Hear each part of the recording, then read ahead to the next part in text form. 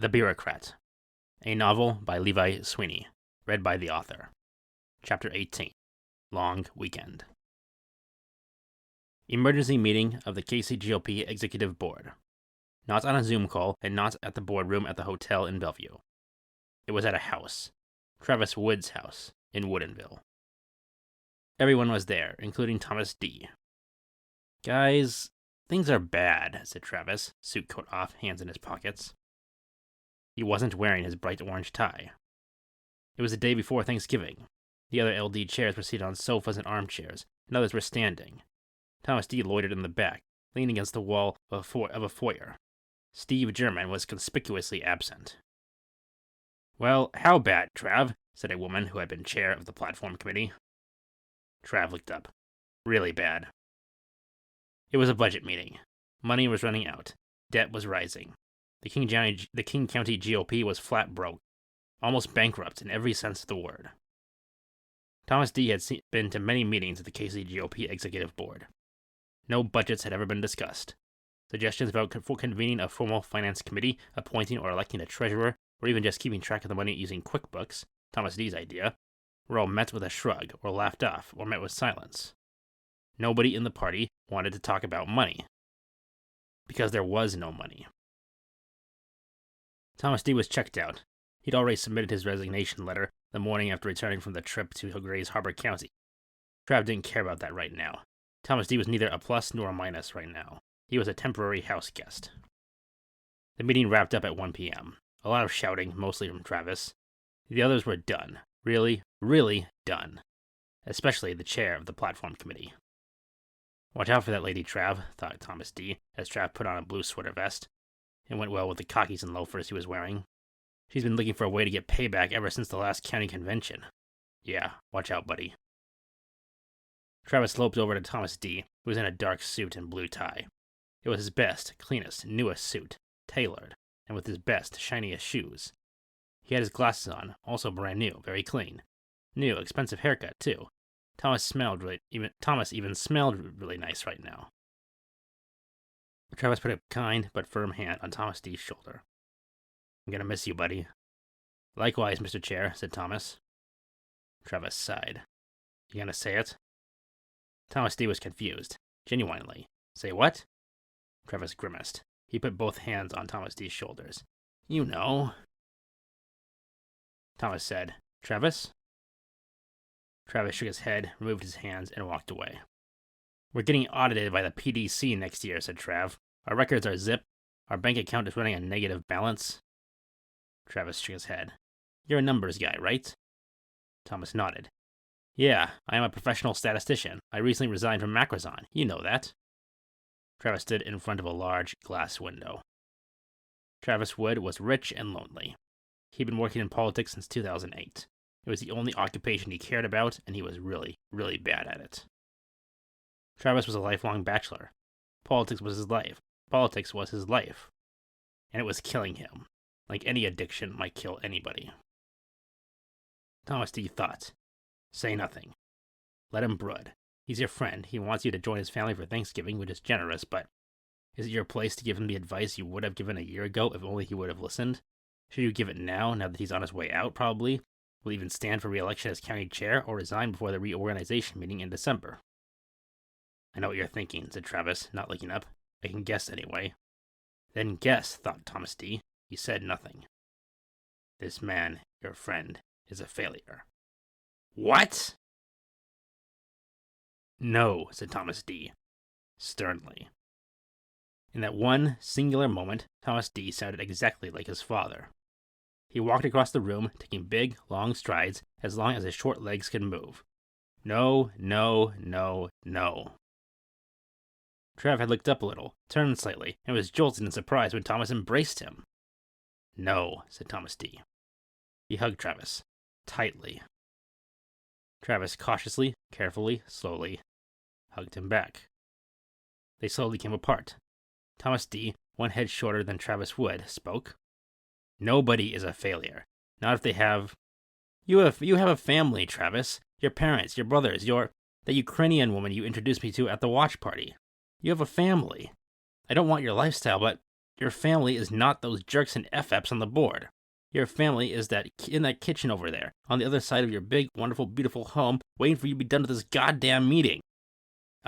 Travis, buddy, talk to me. Let me in. Travis usually had this weird, almost unnaturally clean-cut face of stone, which awkwardly moved like Play-Doh when he wanted to get something from somebody else. The stone turned to slate, and Trav began crying into the younger man's shoulder in a strange scene which, for all Thomas D. cared, may have never even happened, because he never told a single soul about it for the rest of his life. JJD once had a long talk with Travis Wood. Thanksgiving 2024. Thomas D. had rarely observed Thanksgiving in his lifetime. It was the one holiday which his father had been a Grinch about. Something about food poisoning back in the 70s. He wasn't sure. Whatever it was, Thomas D.'s dad thought it was embarrassing. Maybe a little triggering. Maybe not anymore, though. Maybe he'd ask Dad about it when he got back. But, moving on. Travis Wood's Thanksgiving was sumptuous, lavish even. A lot of extended family, a lot of friends. Travis Wood's real friends. Nobody he knew from the party except for Thomas D. And the food. Thomas D. thought he'd never seen that much food in his lifetime. He wasn't sure he would live much longer after he was done eating. It was yummy. Evening. Thomas D. waited for his food coma to subside. He had vacated his teeny apartment and was using Travis Wood's guest room until it was time for him to fly out to New York, on Monday. It was... Yes, of course it was Thursday. Thanksgiving was always on a Thursday. He learned that in preschool. Yawn. Travis and Anastasia drank cold beers together on the back porch. It was nighttime. They met at a smoking addiction support group. Travis had, fortunately, been smart enough to ask her out only after they had both finished the course, with flying colors. Neither of them smoked anymore, and they really liked each other. Travis was surprised this was even happening. He had a girlfriend, a wise, serene, educated, very kind Ukrainian girlfriend, a brunette. Her hair was like dark chocolate. She was almost as tall as he was. She spoke 5 languages, fluently. It felt like the first time he'd even dated. Travis was almost 50. Anastasia was pushing 40. He felt young for once. They had a lot in common. They talked for hours. It felt like hours to Trav. He thought he'd been in love before. So, what's the story about that Asian young man who is pretending to watch It's a Wonderful Life on Netflix with your dad right now in your living room? Said Anastasia. Who is he? Said Travis, taking a drink of the beer. He was pretty sure it was beer. Who knows? He's a ghost. He's my friend. Maybe my best friend. Trav shook his head. A sigh. And then he said, I don't know. Thomas calls Chad about a month before the January caucus, gets signed up as a rank-and-file PCO, then he shows up to every meeting and event that he can, overperforms, gets more accomplished in 10 months than I did in almost a decade, and... Travis sulked. He sulked a lot when he wasn't strutting. Travis, dear, said Anastasia, what's wrong? You're going to quit politics, right? So the two of us can... Travis! Travis put an arm around Anastasia. She leaned in. Travis, darling, said Anastasia. Yes, Anna? Anna. I had a best friend once. He's dead now. Now, look, before that young man disappears on that plane trip he was talking about, I want you to go do something fun with him. Something which has nothing to do with politics. Go bowling or something. Everyone loves bowling, even if they don't know what it is. I promise. And then have a nice lunch with him, buy him a good meal, not expensive, just really good, and ask him a lot of questions. Do it tomorrow, actually. Okay? Travis was unmoved. Why? Anastasia sounded innocent, but she was anything but. Because you have the exact same look on your face right now which my dear, dear Andre was wearing right before he shot himself in my backyard a long time ago. Go watch TV and let me drink in peace, Travis. Okay? Okay. Bowling. Thomas D. had never gone bowling. He had finally found something which Travis Wood was good at, and that something was bowling.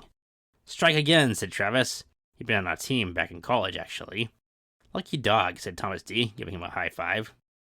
Neither of them were in suits, just regular clothes, civvies. This wasn't business, it was fun. Wholesome, ordinary, plain old American fun. They were both having a blast. They were at South Center Mall in Tequila. They found a bowling alley on Google Maps. Lots of good reviews. Lots of great restaurants nearby. Lunch. It was Mexican. Very good Mexican food. Newspapers, said Travis as he chomped on his fish tacos. Newspapers. For real? Yes, said Thomas patiently. He had a salad. A really, really good salad. Travis let out a cuss word.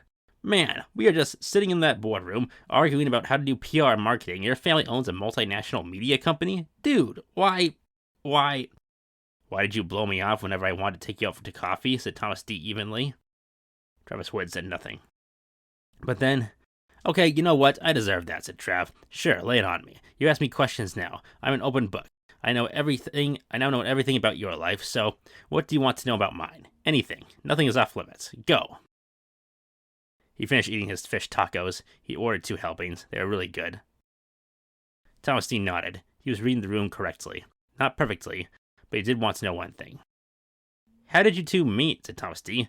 You and your girlfriend. Her name's Anastasia, right? Travis grinned, snickered, and sat back, massaging his stomach. You ever been fishing, Mr. D? Because, well, that one is a real fish story.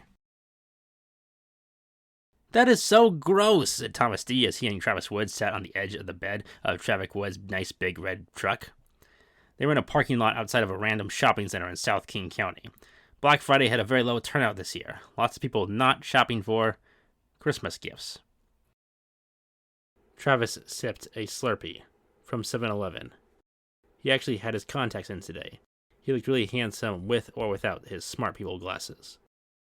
Well, said Travis, very sarcastically, after I answered every other question you threw at me, and you still wanted to know how we met, the specific quote-unquote unauthorized version, and, well, now you know why I tried very hard to answer any question but that. Are you happy, Tom?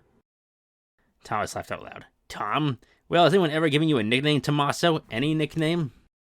If you must know, my father still calls me Tommy, and my sister Julia calls me Vladimir sometimes. Ha ha ha ha ha ha! Why Vladimir? Because the only politician she knows anything about is the current president of Russia. She's read every book she can find on Putin. It's my mom. My mom got her into doing it. I don't know. Julia is great. I love my sister. Travis Wood was laughing really, really hard now. He shook his head in all directions, it seemed, rolling back and forth on the edge of the truck bed. Travis, after getting his breath back. I wish I had a sister. Maybe I'd have been a better significant other, I guess, when I was younger, if I grew up with a sister. Thomas sighed heavily. No guarantee there, my friend, he thought to himself. And then, friend. On the car ride back to Woodinville. Heavy traffic, about 2:10 p.m. Oh, no, said Thomas, who was in the passenger seat. Travis was driving. No. There's never been a Mrs. Thomas D. Or anyone who wanted that title. No, probably not in the cards for me, honestly. Why, you don't lean that way? Ish. Grow up, Travis. Hey, in this day and age, and you carpooled with that one time with Fred Shipley from West Seattle, who I know is involved with the log cabin Republicans. Travis, tread carefully. Look, I'll shut up. It's just, you know a lot about my love life, and I know nothing about yours. It's the one subject we haven't cracked open today. Thomas D. sighed. The windows were up, and the heat was on. Snow might be in the forecast in a few weeks. Definitely already on the ground in both Long Island and Baltimore. Thomas D.'s thoughts. I'll come clean. College, said Thomas D. We've known each other since we were like younger kids. We really were kids at the time. I really stepped in it. I almost got her arrested, really embarrassed her. I was a completely different person after that, and we haven't even been in the same room together since my first date ended with me spending the night in a local drunk tank. Travis Wood had his mouth open. His face looked natural. It was the correct reaction. Thomas, buddy, can you let me in about this one? We'll pull over off an early exit. Yeah, let's pull over. Get some donuts, maybe.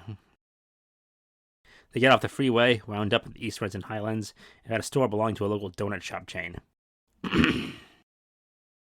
They talked until 4 o'clock in the afternoon, about guy things. Lena Molly Tran. I'm coming back, LT. I'm coming back. Promise. I'll never let you go. Love you, mate. This is The Bureaucrat, a novel by Levi Sweeney, read by the author. You are listening to Chapter 18. Thank you.